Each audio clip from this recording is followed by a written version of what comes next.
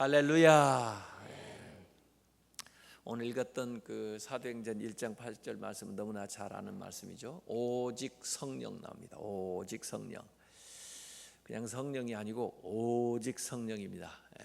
오직 성령이 너희에게 임하시면 너희가 권능을 받고, 그래서 성령 다음에 중요한 말이 권능입니다. 권능을 받고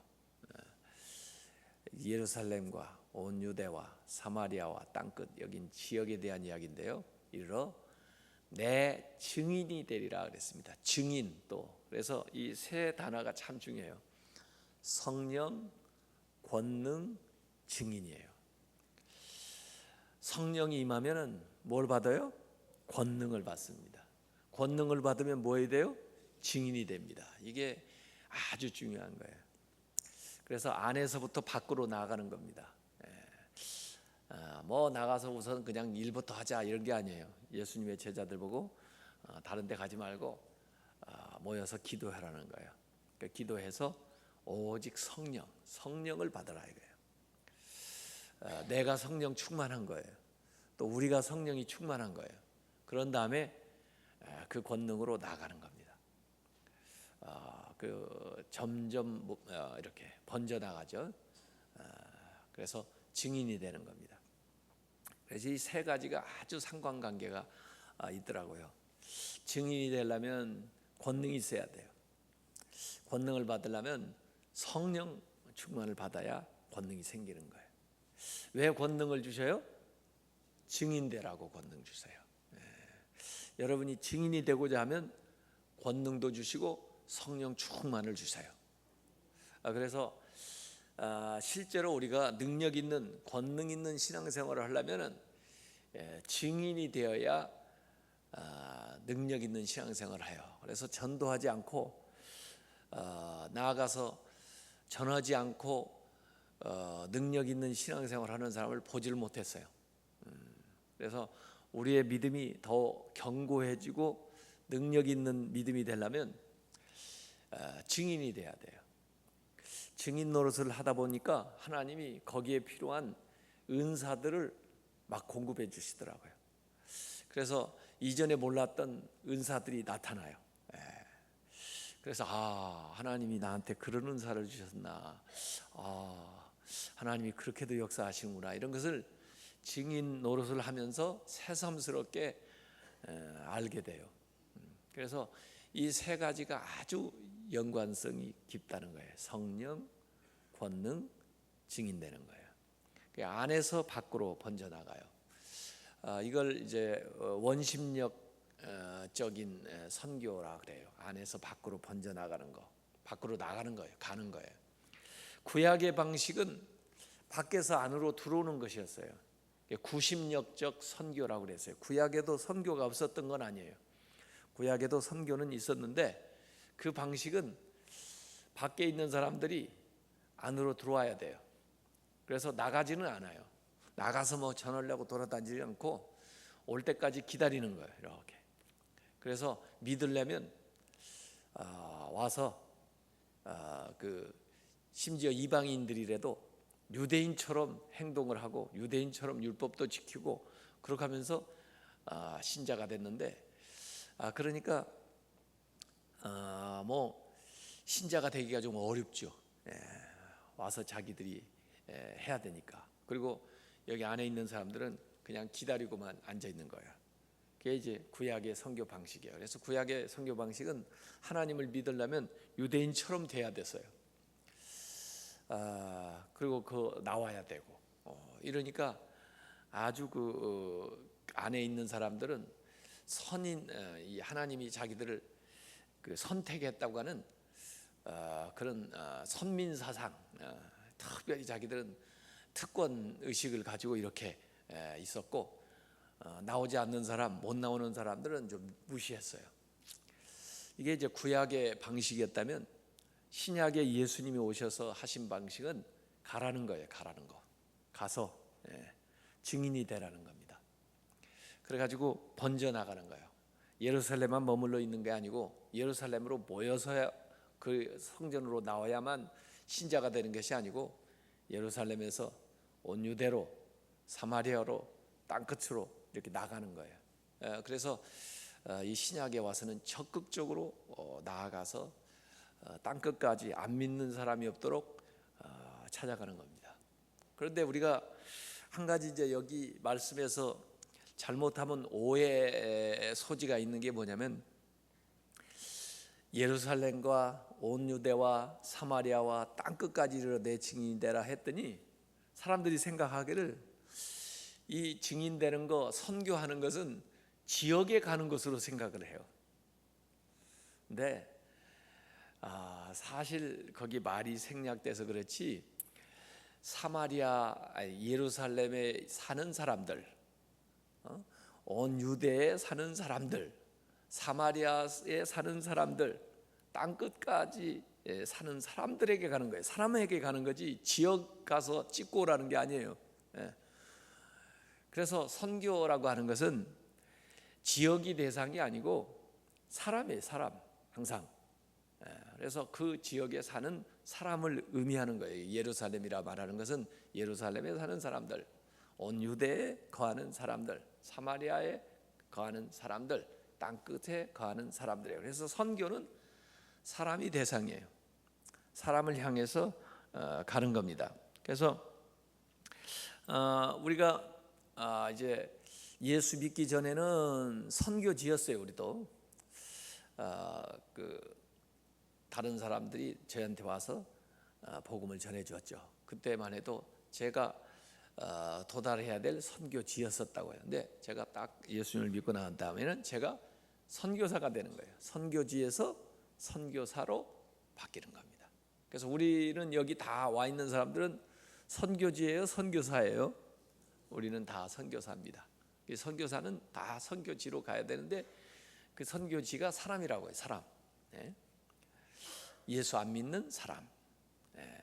그래서 예수 안 믿는 사람은 우리 주변에도 많이 있고 물론 외국에도 많이 있어요.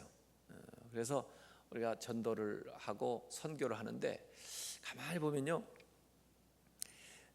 우리나라에 있으면서 예수 안 믿는 사람들, 이 사람들을 우리가 이제 전도한다고 그래요. 그걸 이 M0, M0 이걸 전도해요. 우리 자국에 있는 사람들을 우리가 이게 전도하는 거예요. 그런데 우리나라에 지금 살면서 외국인도 있어요. 그렇죠? 우리나라에 있으면서 외국인들, 외국에까지 안 나가도 우리나라에 지금 와 있는 외국인이 지금 갈수록 많아져요. 그 사람들 전도할 수 있어요. 물론 그 사람들이 쓰는 말로 전도해야 되는 경우도 있고, 또 그분들이 다행히 한국말을 배워가지고 여기서 우리 한국말로 하는데도 알아듣는 사람도 있더라고요. 어쨌든 우리 교회는 지금 중국어 예배가 있고 그다음에 몽골 예배가 있어요. 영어 예배도 있는데 영어 예배 원래 시작한 것은 한국에 있는 영어권 사람들 전도하려고 시작했어요. 필리핀 사람이라든지 인도 사람들도 영어를 좀 쓰고 그러거든요. 네팔 사람들, 이런 사람들을 영어권 사람들을 했으면 했는데 아직 그게 잘 안 돼요. 그래서 지금 영어 예배가 거의 우리 한국 사람 대상으로 해서 영어 예배를 지금 하고 있는데 그게 아마 그 씨앗이 돼가지고 마중물이 돼가지고 결국에는 영어를 필요로 하는 사람, 영어권에서 살다가 돌아온 사람이든지 또 영어권에서 와가지고 한국에서 일하고 있는 사람들이 생겨야 돼요. 그래서 가능하면 우리 교회는 이 도심에 있기 때문에 그런 다양한 외국인들을 위한 다양한 언어의 예배를 동시다발적으로 많이 드릴 수 있도록 만들어 가야 돼요. 앞으로요. 그래서 앞으로 비전 센터가 세워지면은 거기에 여러 체프를 여러 언어로 드릴 수 있도록 이렇게 조그만하게라도 만들어서 해주려고 생각을 하고 있어요. 이렇게 해서 하여간에 국내에 들어와 있는 외국인들, 대개 이분들은요 좀 깨우친 분들이에요. 여기까지 나오는 분들이 좀 그 본국에서는 조금 이미 좀 깨친 사람이에요. 이를테면 우리 한국 사람들이 옛날에 외국에 공부하러 가든지 일하러 간 사람들이 그래도 한국에서 조금 그 깨우친 사람들이 나가는 것처럼 그래요. 그래서 옛날에 미국에서 태국에서 유학 온 사람 만나서 전도하고 말레이시아에서 온 사람 전도하고 그랬는데 그 사람들이 다 박사학위 마치고 돌아가서 그 나라에서 아주 주요 요직에 다들 올라가고 활동을 하고 그런 사람들이 있었어요. 그런 사람들은 가서 물론 공부하고 돌아갔으니까 그 사회적인 뭐 일도 하겠지만은 그분들이 믿음을 딱 가지고 갔기 때문에 그곳에 가서 전도를 하고 또 이 영향력을 행사하게 되면 선교하는데 엄청 도움이 돼요.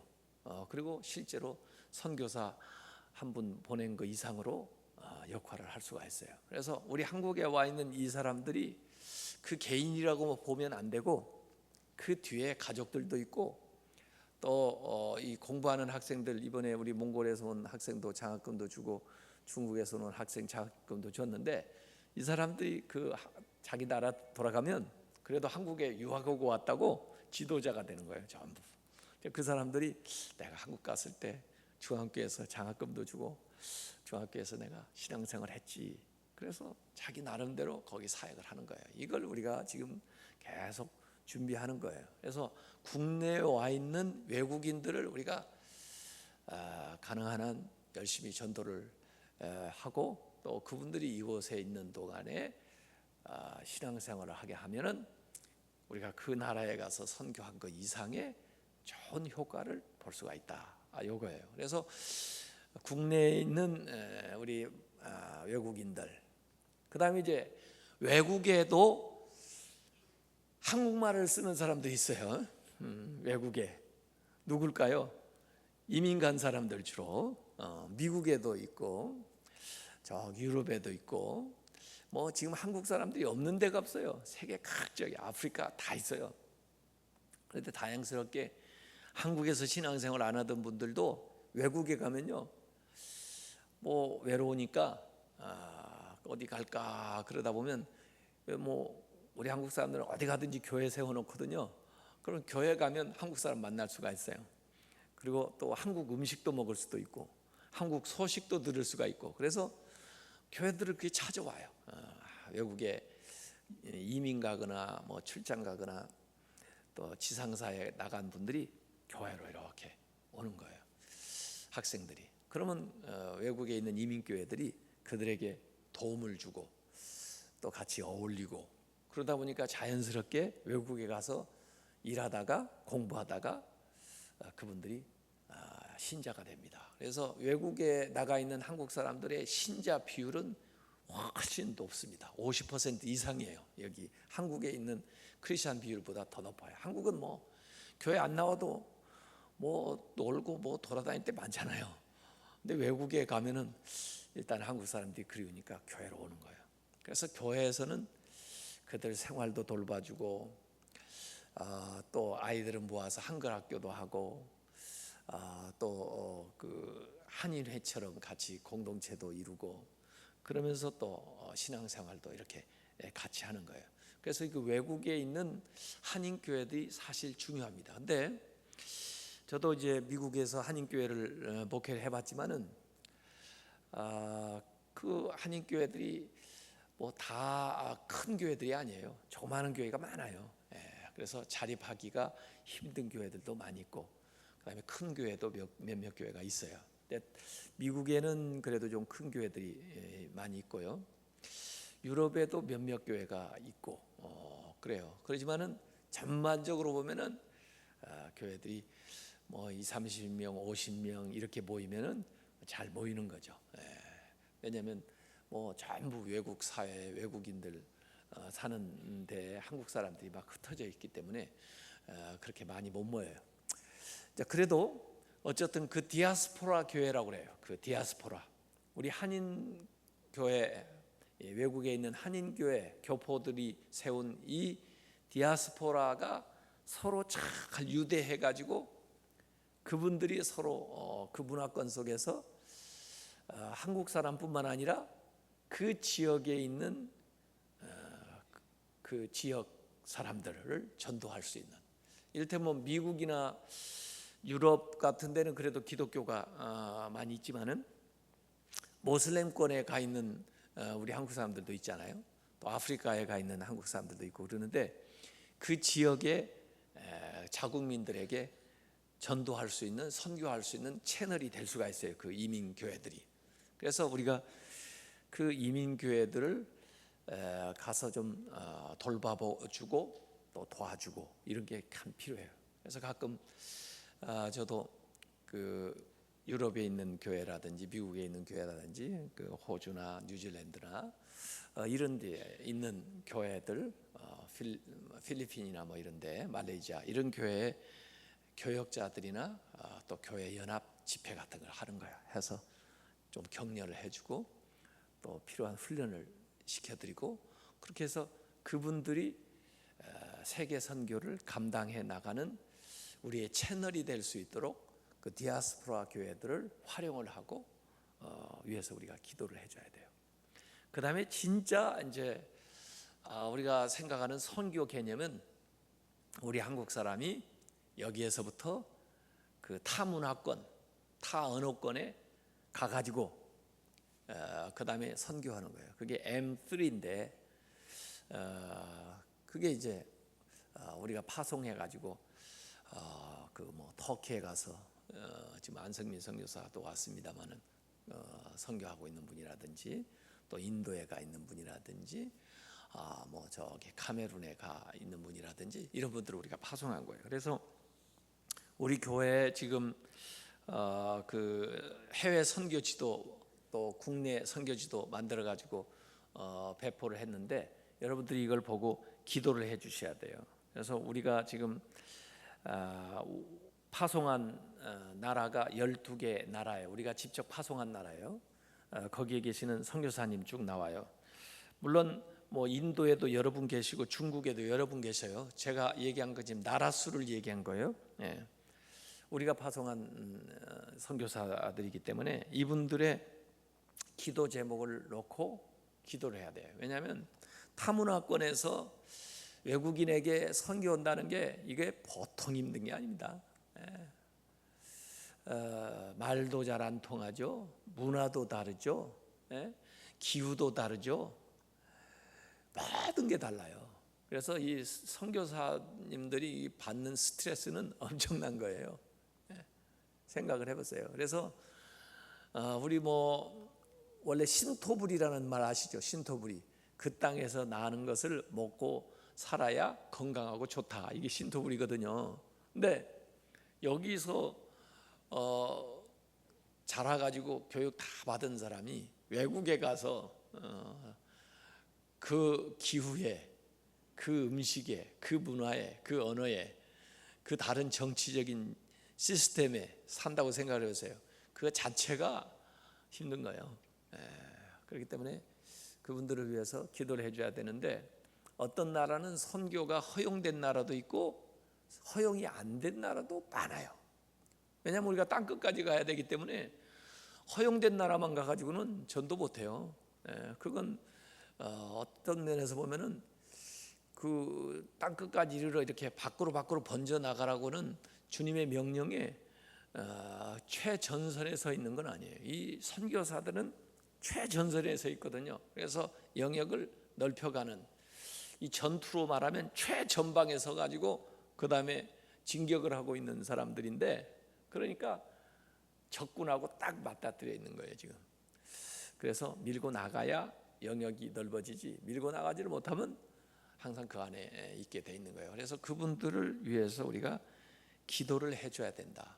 그래서 아래 여기에도 전부 이제 게시를 해놨는데 작은 교회는요 선교사를 한 분 딱 보내고 그러니까 우리 선교사님 해서 너무 잘 알아요. 그리고 기도도 많이 해줘요. 근데 우리는 선교사를 그래도 많이 파송을 하다 보니까 교인들이 몰라요 선교사님들을. 그래서 누가 가 있는지 뭐 있다고 그러니까 있는 것보다 이렇게 생각을 하는 거예요. 그래서 알아야 됩니다. 알고 기도를 해줘야 돼요. 그래서 앞으로는 제가 보니까 월별로 나라를 하나씩 정해가지고 주보에다 올려놓고 이번 달은 중국에 파송된 선교사님을 위해서 기도하는 달입니다. 그래가지고 중국에 가 있는 선교사님 누구 이름을 밝힐 수 있는 사람도 있고 또 밝히면 안 되는 지역이 있어요. 또 어쨌든 간에 하나님은 아시니까 이렇게 해서 우리가 그 지역 나라별로 월에 정해가지고 지금 기도를 해야 되겠다. 제가 그런 생각을 지금 했고요. 그 다음에 이제 국내에도 작은 교회들 우리가 후원하는 교회가 여기에 또 한쪽 페이지에 있습니다. 그래서 우리 신자들은요, 신자의 열매는 뭔지 아세요? 신자의 열매는 신자예요. 신자. 신자를 낳아야 되는 거예요. 그게 전도죠. 제자의 열매는 또 다른 제자. 제자를 키워야 되죠. 그게 제자 훈련하는 거예요. 교회의 열매는 뭐죠? 또 다른 교회. 교회를 개척을 해야 돼요. 선교의 열매는 또 다른 선교사를 낳는 것이 이게 그 열매예요. 그래서 모든 족속으로 제자를 삼아. 모든은 넓게고 제자는 깊게고 이렇게 되는 거예요. 그래서 모든 제자 넓게 제자를 삼아 깊게. 제자는 깊게 들어가는 거예요. 질이에요. 질. 모든 사람 족속은 양이에요. 양. 이 두 가지가 같이 돼야 교회는 되는 거예요. 뭐 질적으로만 되자 이것도 별로 바람직하지가 않아요. 한 사람이 2명 구원받을 수가 없잖아요. 그러니까 질적으로도 잘 되고 그다음에 양적으로도 많은 사람을 구원을 해야 된다. 이런 겁니다. 그래서 지금 우리가 남아공, 터키, 키르기즈스탄, 러시아, 캄보디아, 말레이시아, 카메룬, 인도, 네팔, 헝가리 여기에 이제 파송한 선교사를 선교 거기 분류에 의하면 M3라고 하고요. 타민족, 그다음에 다른 언어, 문화권 사실 제일 어려운 지역이죠. 그런가 하면 이제 같은 문화권인데 다른 언어, M2라고 그러는데 일본, 중국 뭐 여기는 그것보다는 조금 우리 동양 문화권이니까 나을 수 있어요. 우리나라 지금 세계적으로 보니까요, 유엔이 인정한 나라 수가 192개국이고 미국 중앙정보부에서 파악한 나라는 이 나라 수가 이렇게 다른가 모르겠어요.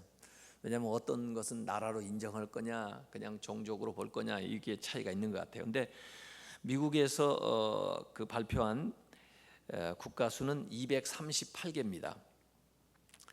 세계 인구는 70억이고요. 밝혀진 민족 수가 3,000개 민족이고 그들이 사용하는 언어는 7,000개 언어입니다.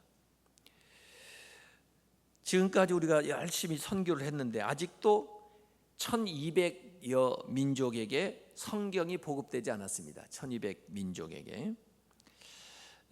세계 선교 기관에서는 지금 미전도 종족 한 명도 그 종족 가운데 예수 안 믿는 종족이 한 10,000개 정도 미전도 종족이 있다고 합니다.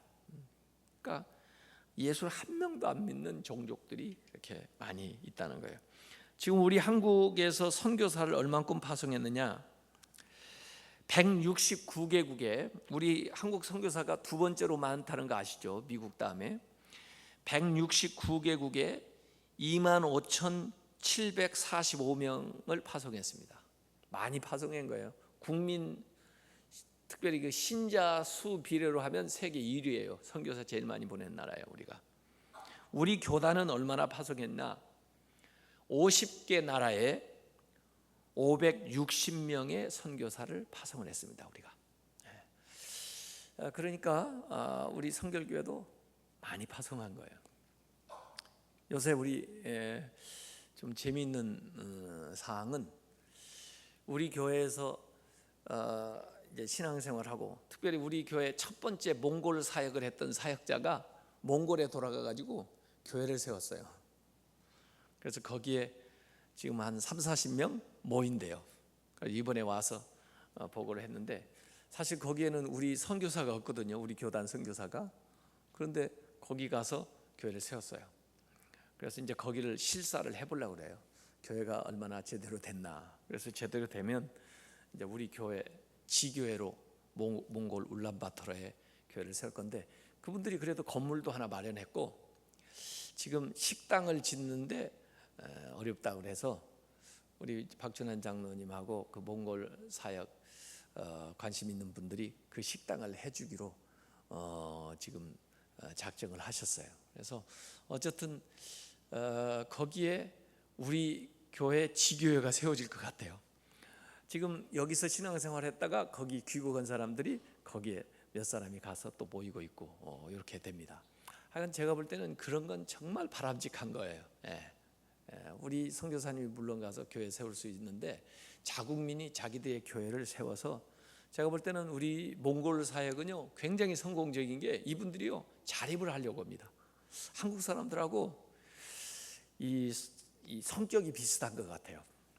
외국 선교가 어려운 것은 처음부터 끝까지 계속 우리한테 의존적이거든요. 그러니까 참 어렵습니다. 근데 이 몽골 사람들은, 우리 한국 사람들이 그러잖아요. 우리 한국이 선교를 받던 나라에서 이제 선교사를 파송하는 나라가 돼버렸잖아요. 중국에 뭐 그렇게 신자가 많다고 그래도 선교사를 파송하는 건 못 들어봤어요.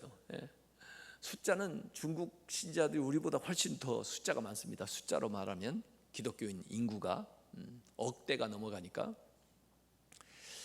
근데 여전히 선교를 받고 있잖아요. 계속 우리가 가서 여전히 가서 도와줘야 되잖아요. 근데 이 몽골 사람들의 이 특성이요, 지금 우리 교회에서 하는 거 보면요, 이분들이요 신앙생활하면서 11조도 하고요, 신앙을 제대로 하고 있어요. 그렇기 때문에 제가 볼 때는 몽골 교회는 자립할 수 있습니다. 좀만 도와주면. 그리고 그 사람들은 우리한테 배우면 선교할 수 있는 교회로 바뀔 수가 있어요. 그렇기 때문에 그쪽을 우리가 좀 더 관심 가지고 해야 되겠다 하는 건데, 그래도 체계화 있게 아주 조직적으로 해야 되기 때문에 여러 가지 지금 기도하는 바가 있어요. 어쨌든 우리가 외국에 나가지 못해도 국내에서도 이렇게 외국에서 온 사람들 선교할 수 있고, 그 다음에 단기 선교 참여할 수 있고, 단기 선교 물론 꾸준히 가는 게 중요하긴 한데 여러분들이 참여하는 게 좋아요. 돌아가면서. 왜냐하면 이 단기 선교는 선교에 대한 의식을 키워주거든요. 우리가 일주일 가서 뭐 얼마나 많은 일을 하고 오겠어요. 그러지만은 가서 선교사님이 뭘 하시는지, 여기에 뭐이 필요한지, 또 거기서 같이 사역을 하다 보면 하나님이 부르시는 소명을 들을 수가 있어요. 그래서 돌아와 가지고 이곳의 일도, 이곳에서 전도하는 일도, 신앙생활 하는 일도 이 자극이 되고 뭔가 동기 유발이 되기 때문에 단기 선교를 한 번씩 이렇게 다녀오는 것은 필요하다. 또 그러면서 자기가 어떤 꼭 그 선교지에 필요한 기술이나 재능이 있다면 뭐 장기 선교는 아니라도 한 1년이라도 중단기로 가서 좀 필요한 분에게 도움을 주면 좋고, 그러지 않으면 이제 진짜 평신도 선교사로서 사역을, 지금 우리 김혜인 집사님네는 저기 아프리카 거기에서 이 평신도로서 사업을 하면서 선교를 하고 있어요. 그런 것도 사실은 필요해요. 요새는 전문 선교사보다 그냥 일반 일을 하면서 그분들하고 접촉하면서 은연중에 전도하는 그게 더 효과적인 지역도 있거든요. 그래서 이렇게 할 수 있고, 또 우리가 그 연세 좀 드신 분들 이제 은퇴하시고 나서 그 다음에 당신이 가지고 있는 그 전문적인 기술이나 지식을 가지고 가서 선교해야 되는 지역도 있어요. 이를테면 저는 은퇴하면 외국에 세워놓은 신학교 같은 데 가서 강의도 하고 싶어요. 가서 그런 데 가서 영어로 강의할 수 있으면 강의하면 좋잖아요. 선교 지역에 있는 사람들 키우는 게. 그래서 우리가 지금 네팔에 세워 있는 그 네팔 코리아 국제대학은 사실은 종합대학 인가를 받았어요. 그래서 신학과뿐만 아니라 모든 과를 다 개설할 수가 있어요. 그런데 문제는 교수하고 그다음에 이제 그 학생들이 모여서 공부할 수 있는 그 시설, 이게 이제 구비가 되는 대로 그걸 확장해 나갈 건데, 우리 교회 어디 전문 교수님이 가서 내가 거기 가서 그 과를 이끌어 가지고 가르쳐 주겠다 그러면 지원해서 우리가 그걸 만들어 갈 수가 있어요. 그렇게 해서 하여간 우리보다 못한 나라들은 우리가 가면 얼마든지 전해줄 수 있는 노하우가 많이 있습니다. 이렇게 선교할 수 있는 기회는 있는데, 어쨌든 선교도 안에서부터 밖으로 해 나가야 돼요. 그냥 밖에 선교를 한다고 그러면서 자기 가정, 자기조차도 추스리지 못하면 그건 안 되는 겁니다. 제가 미국에 있을 때 어떤 부부, 아주 교회에 그래도 충성스럽게 섬기시는 분들이 있었는데, 세탁소를 하신 분들인데, 저는 그 부부 사이가 그렇게 안 좋은지 몰랐어요. 그런데 나중에 알고 보니까 그 부부 사이가 그렇게 안 좋았나 봐요. 두 분들 교회는 아주 열심히 잘 다니시고 아이들도 우리 아이들하고 친구고 그랬는데, 갑자기 그 남편 되시는 집사님이 선교사 가신다고 그러셔서, 아니 어디로 어떻게 선교사를 가세요? 그랬더니 사할린에 그 러시아의 그 선교사로 가시겠다고 그런 거예요. 그 알고 보니까 부부 관계가 아주 안 좋아지고 그러니까 이제 이혼을 하려고 하면서 선교사로 간다는 거예요. 그러니까 우리 아들애가 집에 와서 하는 얘기입니다. 왜냐하면 그 집 아들하고 우리 아이하고 친구였거든요. 초등학교 한 2학년 때나 됐을까 그랬는데, 제 아들이 저보고 그래요. 아빠, 그 집사님은 왜 선교를 간대? 집 선교도 못하면서. 그러네요. 집 선교를 하라고 그래 아빠가. 그러는 거예요. 그 말을 딱 들으니까 제가 얘 말이 맞다. 아니 애들 줄줄이 4명이나 있는데 부인이 애들 데리고 어떻게 이제 세탁소를 하라고, 자기는 선교 간다고 그렇게 편하게 떠나나. 그 애들이 봐도 안 좋은 거예요.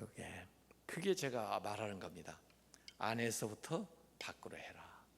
그래서 자기 믿음 생활 잘 추스리고, 가까운 사람들 우선 열심히 전도하고, 또 하나님이 힘을 주시는 대로, 능력을 주시는 대로 번져 나가야 그게 이제 제대로 선교가 되는 거죠. 그래서 이 선교의 모델은 예수님이에요. 예수님이 이 땅에 인간의 모습을 입고 성육신 하신 것처럼, 또 우리가 이 땅에 살면서도 예수님처럼 사는 게 뭐냐면 선교사처럼 사는 겁니다.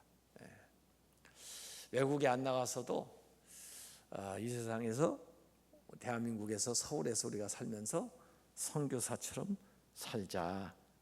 하나님이 이곳에 나를 파송하셨다, 그런 의식을 가지고 우리가 이곳에서 해나가자 하는 겁니다. 선교사님들이 외국에 선교하면서 깨달은 사실들은 대개 이구동성으로 그러더라고요. 제가 이 먼 곳에 와가지고 결국 발견한 것은 내 자신을 발견했습니다.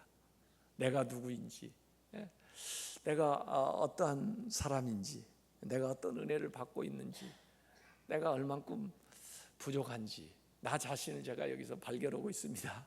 그런 얘기를 제가 많이 들어봤어요. 그렇기 때문에 사실은 내 자신을 연단해 나가는 것이 굉장히 중요하다. 자, 오늘 우리가 우리 이곳에서 세운 교회들이 여러 교회 있어요. 직접 우리가 개척을 해가지고 세운 교회가 큰 믿음 교회, 저 수원에 있는 박초로 목사님, 또 서귀포 열방교회 박재우 목사님, 예수비전교회 안상영 목사님, 또 배태현 목사님 오클랜드 추수교회를 세웠는데, 그분은 이제 그 교회를 또 다른 분에게 물려주시고 또 다른 교회를 개척한다고 하더라고요. 어쨌든 여기에 우리 성도들이 굉장히 많이 헌신했습니다. 몇 억씩, 또 매월 몇백만 원씩 이렇게 해서 교회들을 세웠는데, 이 교회들이 지금은 이제 우리가 지원하는 기간을 다 지원할 건 했지만은 그렇다고 교회가 그렇게 왕성하게 자라는 것 같지는 않아요. 계속 기도해 줘야 됩니다. 우리가 직접 개척한 교회들을 위해서 기도해 주시고, 또 우리가 지원하는 교회들, 부분적으로 지원하는 교회들을 위해서 기도해 주시고, 우리 교회는 제가 늘 지금 저기 십자가 탑을 어떻게 만들까, 이 110주년을 기념해서 뭔가 만들려고 지금 생각을 하고 있는데요. 저는 한때는 이 종 이미지도 생각을 해보고, 또 제 마음속에는 우리 교회가 어떤 교회가 돼야 되냐 하면은 도시 등대 같은 교회가 돼야 된다. 이 서울 도심에 딱 있으면서 서울 도심의 방향을 제시해주고 밝히는 등대 역할을, 여기서 험한 바다에 이 등대가 그 길을 제시해 주듯이 이 도시 등대 같은 교회가 돼야 된다, 이런 생각을 제 마음속에는 하고 있거든요. 그래서 어쨌든 우리 교회가 이 지역사회에 있기 때문에 이 지역사회에서 그 역할을 잘 해 나갈 수 있도록 위해서 기도했으면 좋겠습니다. 그래서 이 시간에 우리가 같이 기도하는데, 하나님 우리에게 전도의 문을 열어주시옵소서. 하나님 우리에게 담대함을 주셔서 주님의 이름을 증거하게 해 주옵소서. 하나님 우리가 세운 교회들, 또 우리가 파송한 선교사님들, 하나님의 은혜 안에서 능력 있게 사역할 수 있도록 보호하시고 도와주옵소서. 또 이 나라에, 이 세상에 하나님을 모르는 나라들, 또 하나님을 대적하는 나라들, 주님께서 문을 열어주셔서 그 나라에도 들어갈 수 있도록 복음의 문을 열어주옵소서.